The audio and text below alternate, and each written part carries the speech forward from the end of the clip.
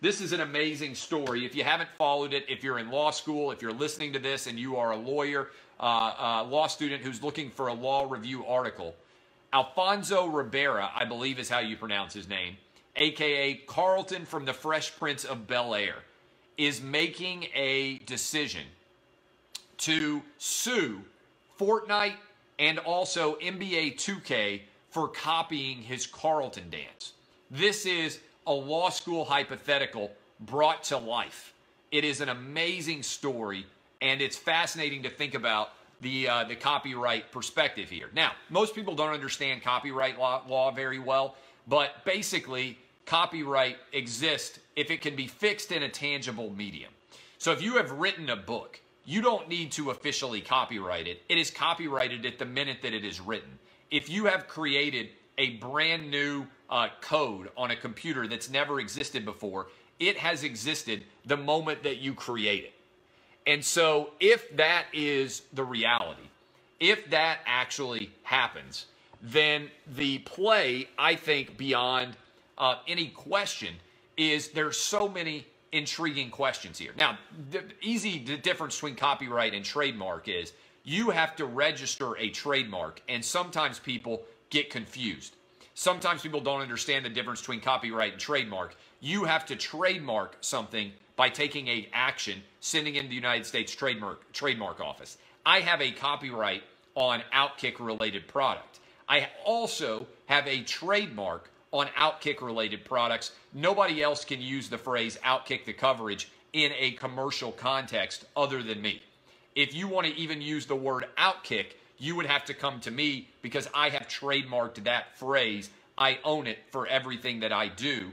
So if you ever see the phrase used by anybody in a commercial setting, like if Fox Sports decided they wanted their new slogan for the NFL to be Outkick your coverage, they couldn't do it without paying me money because it would look like an endorsement. And certainly Fox at least could have an argument because we have a relationship. There's no way that NBC or CBS or anybody else in that realm could use it. So I own this phrase, okay? The question that is out there is, could Alfonso Ribeiro, a.k.a. Carlton, own the rights to the Carlton dance, and should he be compensated for their use in NBA 2K and in Fortnite? And so here is an easy analysis of how you would make a decision about that. I think that it is, first of all, several questions. One, does Carlton, a.k.a. Alfonso Ribeiro, actually own the rights to the Carlton, given the fact that he was employed during the Fresh Prince of Bel-Air? You don't own the rights to the words that you utter on the show. The producers of the show do, and whoever owns that does as well. Okay? So, it's possible that this could be a lawsuit, but that the copyright would actually exist with the producers of the show as opposed to Carlton himself. Now, that's sort of akin to the Marvel story, right? If you think about it, the Marvel show with all the Marvel comics, Stan Lee created Spider-Man, but Marvel retained the rights to Spider-Man because he was under a work for hire.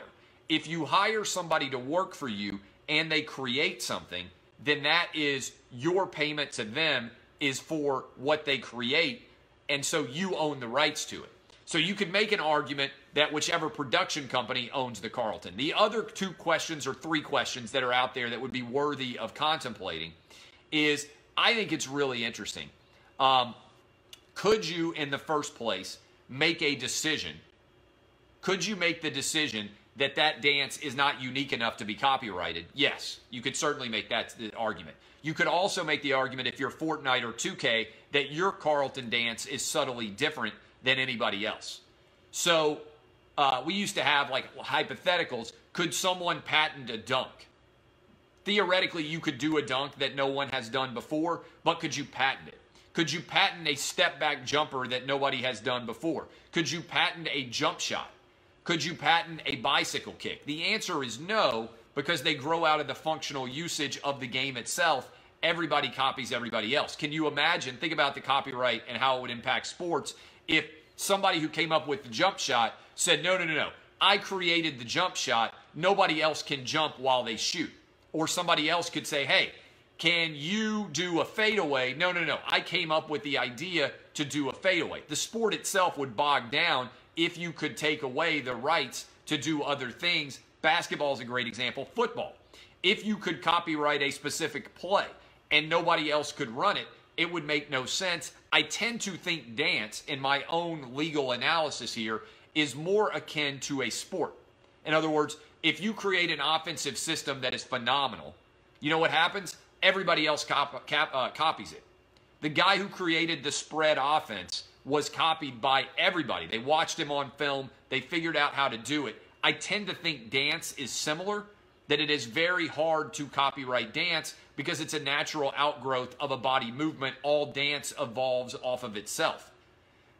It's a fascinating case. I would encourage you guys to read up on it. I put out the link. It's an amazing story, and I will be really intrigued to see what the outcome is. My name is Clay Travis. This has been Outkick the Show.